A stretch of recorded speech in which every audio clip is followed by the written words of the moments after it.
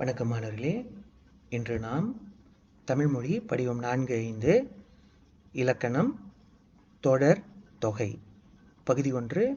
இன்று நாம் தொடரை பற்றி அறிய இருக்கின்றோம். நான் ரவி புருஷோத்தமன், SMK டத்தோ பன்சரடலாம் சிகாமட் ஆசிரியர். முதலில் தொடர் என்பது வாக்கியம் என்பது ஒன்றுதான். வாக்கியம் என்பதை தான் தொடர் என்று அழைக்கின்றோம்.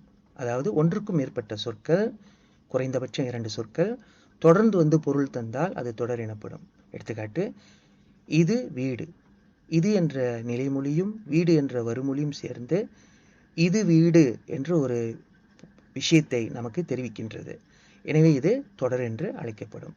அதே போன்று அவன் மிகவும் நல்லவன். அவன் எப்படிப்பட்டவன்? அவன் மிகவும் நல்லவன். இந்த சொற்றொடர்களும் பொருளை தெரிவிக்கின்றன. எனவே இதுவும் தொடர் என்று அழைக்கப்படும். இந்த தொடர் என்பதை நாம் 2 வகையாக பிரிக்கலாம். முதலாவது தொகா நிலை தொடர். தொகா என்றால் மறையாமல் இருப்பது என்று பொருள். அடுத்து தொகை நிலை தொடர். தொகை என்றால் மறைந்திருப்பது என்று பொருள். தொகா நிலை தொடரை தொடர் என்றும், தொகை நிலை தொடரை தொகை என்றும் சுருக்கமாக நாம் அழைப்போம். இது மாணவர்கள் நினைவில் வைத்துக் கொள்ள வேண்டும். தொகா நிலை தொடரை தொடர் என்றும், தொகை நிலை தொடரை தொகை என்றும் சுருக்கமாக அழைப்போம். இரண்டுக்கும் என்ன வேறுபாடு என்று பார்த்தால், இரண்டுக்கும் என்ன வேறுபாடு? 2 சொற்கள் தொடர்ந்து வந்து அவை இரண்டுக்கும் இடையே வேறு எந்த உருவோ, வேற்றுமை உருவோ, ஓம உருவோ, பண்பு உருவோ அல்லது ஒரு சொல்லோ மறையாமல் வெளிப்படையாக பொருள் தந்தால் அது தொடர் எனப்படும். காட்டு, பாலை குடித்தான். பாலை குடித்தான் என்ற சொற்றொடரில் வேற்றுமை உருவு ஐ வெளிப்படையாக வந்திருக்கிறது. அதாவது வேற்றுமை விரியாக, விரி என்று சொல்வார்கள் இலக்கணத்தில், வெளிப்படையாக வந்திருக்கிறது. எதுவும் மறையவில்லை. எனவே இது தொடர், வேற்றுமை தொடர். அடுத்து தொகை என்றால் என்ன? 2 சொற்கள் தொடர்ந்து வந்து அவை இரண்டுக்கும் இடையே வேறு உருவோ சொல்லோ ஏதாவது ஒன்று மறைந்திருக்க வேண்டும். மறைந்திருந்தால் பொருள் தர வேண்டும். அப்படி பொருள் தந்தால் அது தொகை என்று அழைக்கப்படும். எடுத்துக்காட்டு, பால் குடித்தான். இங்கே என்ன மறைந்திருக்கிறது மாணவர்களே? இங்கே கவனித்தோமானால் 2ஆம் வேற்றுமை உருவு ஐ மறைந்து வந்து இருக்கிறது. பால் குடித்தான் என்பதன் உட்பொருள் பாலை குடித்தான். ஐ மறைந்து வந்திருக்கிறது. எனவே இது தொகை. இன்று நாம் தொடரை மட்டும்தான் பார்க்க இருக்கின்றோம். தொகையை அடுத்த பாடத்தில் பார்ப்போம். தொடரை 9 வகையாக பிரிக்கலாம். எழுவாய் தொடர், வேற்றுமை தொடர், வினைமுற்று தொடர், வினையெச்ச தொடர், பெயரெச்ச தொடர், உரிச்சொற்றொடர், இடைச்சொற்றொடர், அடுக்குத் தொடர், இறுதியாக விழித்தொடர். இவையே 9 வகை தொடர்கள். இன்னும் விரிவாக பார்ப்போம் ஒவ்வொன்றாக. முதலாவது எழுவாய் தொடர். அதாவது நிலைமொழி எழுவாயாக இருந்தால் அது எழுவாய் தொடர் என்று அழைக்கப்படும். எடுத்துக்காட்டு, பறவை பறந்தது. இந்த சொற்றொடரில் முதலாவது வருவது பறவை. பறவை என்பது இங்கே எழுவாய். எது பறந்தது? பறவை என்று பதில் வருகிறது. எனவே இது எழுவாய் தொடர். இந்த தொடர்களை நாம் பெயரைப்படுத்தும் போது முதல் சொல்லை கொண்டுதான் உறுதி செய்ய வேண்டும். முதல் சொல் என்னவாக இருக்கிறதோ அதை வைத்துதான் அந்த பெயரும் அமையும். அடுத்து இரண்டாவது வேற்றுமை தொடர். நிலைமொழியில் வேற்றுமை இருந்தால் அது வேற்றுமை தொடர் என்று அழைக்கப்படும். எடுத்துக்காட்டு, பாலைக்குடி. பாலை என்ற சொல்லில் வேற்றுமை உருவு ஐ வெளிப்படையாக வந்திருக்கிறது. வேற்றுமை தொடர் என்று அழைக்கப்படுகிறது. அடுத்து வினைமுற்று தொடர். நிலைமொழி வினைமுற்றாக இருந்தால் அது வினைமுற்று தொடர் என்று அழைக்கப்படும். மாணவர்கள் பாடங்களில் படித்திருப்பீர்கள். வினைச்சொல் 2 வகையாக இருக்கும். ஒன்று எச்சம், இன்னொன்று முற்று என்றால். எடுத்துக்காட்டு பார்ப்போம். பறந்தது பறவை. இதில் முதல் சொல் பறந்தது என்பது வினைமுற்று. எனவே தான் இதை நாம் வினைமுற்று தொடர் என்று அழைக்கின்றோம்.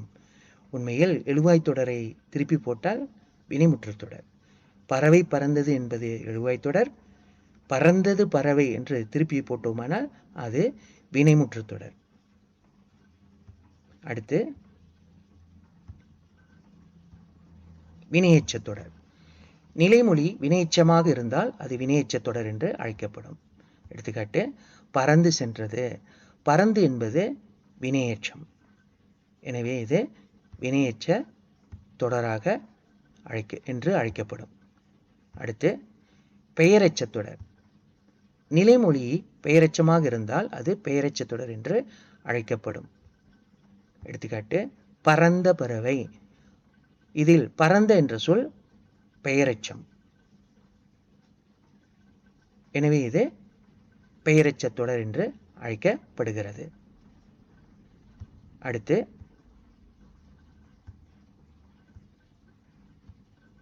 உரிச்சொற்றொடர். மாணவர்கள் உரிச்சொற்றொடர் உரிச்சொற்களை படித்திருப்பீர்கள். அதாவது இலக்கண அடிப்படையில் தமிழ் மொழியில் சொற்களை 4 வகையாக பிரிக்கலாம். பெயர்ச்சொல், வினைச்சொல், இடைச்சொல், உரிச்சொல். உரிச்சொல் என்ன என்று சற்று கூறுங்கள் பார்ப்போம். சால, உரு, தவ, நனி, கூர், களி. அதாவது இந்த சொற்றொடரில் நிலைமொழி உரிச்சொல்லாக இருந்தால் அது உரிச்சொற்றொடர் என்று அழைக்கப்படும். எடுத்துக்காட்டு, சால பேசினான். சால என்பது உரிச்சொல். எனவே இது உரிச்சொற்றொடர் என்று அழைக்கப்படுகிறது. அடுத்து இடைச்சொற்றொடர். நிலைமொழி இடைச்சொல்லாக இருந்தால் அது இடைச்சொற்றொடர் என்று அழைக்கப்படும். மாணவர்கள் இடைச்சொற்களை படித்திருப்பீர்கள். அது நிறைய வகை உண்டு. எடுத்துக்காட்டு, மற்ற பையன்கள். மற்ற என்பது இடைச்சொல். எனவே இது இடைச்சொற்றொடர் என்று அழைக்கப்படுகிறது. அடுத்து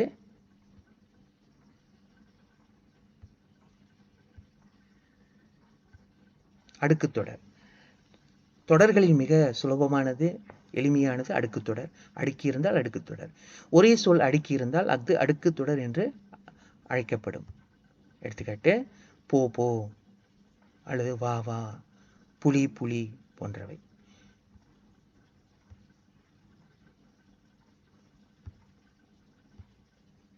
தொடர்களில் இறுதியானது விழித்தொடர். விழி என்றால் என்ன? அழைப்பது. நிலைமொழி விழிப்பெயராக, அதாவது அழைப்பதாக இருந்தால் அது விழித்தொடர் என்று அழைக்கப்படும். காட்டு, கண்ணா வா. கண்ணா என்று சொல்லும்போது நாம் அழைக்கின்றோம், விழிக்கின்றோம். இந்த கண்ணா என்பது விழிப்பெயர். அதனால் இது விழித்தொடர் என்று அழைக்கப்படுகிறது. கண்ணன் வந்தான் என்பது எழுவாய் தொடர். அங்கே கண்ணன் என்பது அழைக்கப்படலை. இங்கே கண்ணா என்பது அழைக்கப்படுகிறது. எனவே இது விழித்தொடர். பயிற்சி. கண்டேன் சீதையை. கண்டேன் என்பது என்ன சொல் மாணவர்களே? சரியான விடை வினைமுற்று. எனவே இது வினைமுற்று தொடர். அடுத்து சீதையை கண்டேன். நிலைமொழியில் என்ன இருக்கிறது என்று பார்த்தோமானால் அங்கே வேற்றுமுருவு ஐ இருக்கிறது. எனவே இது என்ன தொடராக இருக்கும்? சரியாக சொன்னீர்கள், வேற்றுமை தொடர். அடுத்து சீதா வா. இது மிக சுலபமானது. என்ன தொடர் மாணவர்களே? ஆமாம், விழித்தொடர். அடுத்து சீதை வந்தாள். இது என்ன தொடர்? சரியாக சொன்னீர்கள், இதுவும் எழுவாய் தொடர். அடுத்து வந்த சீதை. இதில் முதலாவது சொல் வந்த. வந்த என்பது என்ன? வந்த என்பது எச்சம். என்ன எச்சம்? பக்கத்தில் சீதை என்ற சொல் வந்திருக்கிறது. சீதை பெயர் சொல். எனவே இது என்ன எச்சம்? பெயரெச்சம். பெயரெச்ச தொடர். அடுத்து இனி பேசாதே. இனி என்பது என்ன சொல்? இனி என்பது இடைச்சொல். எனவே இது இடைச்சொற்றொடர். அடுத்து வந்து பார்த்தான். வந்து என்பது என்ன சொல்? எச்சம். என்ன எச்சம்? பக்கத்தில் பார்த்தான் என்று சொல் வந்திருக்கிறது, வினைச்சொல். எனவே இது வினையெச்சம், வினையெச்ச தொடர். அடுத்து உரு மீன். உரு என்பது என்ன சொல்? சற்று முன்பு சொன்னேன் அல்லவா? சால உருதவ நனிகூர் கழி. உரு என்பது பெரிய என்ற பொருள் தரக்கூடிய உரிச்சொல். எனவே இது உரிச்சொற்றொடர். இறுதியாக பார் பார். இது என்ன சொற்றொடர் மாணவர்களே? மிக சுலபமானது அல்லவா? அடுக்கி வந்திருப்பதனால் இது அடுக்குத்தொடர். இன்றைய பாடம் உங்களுக்கு புரிஞ்சிருக்கும் என்று நம்புகிறேன். விடைபெறுகின்றேன். நன்றி, வணக்கம்.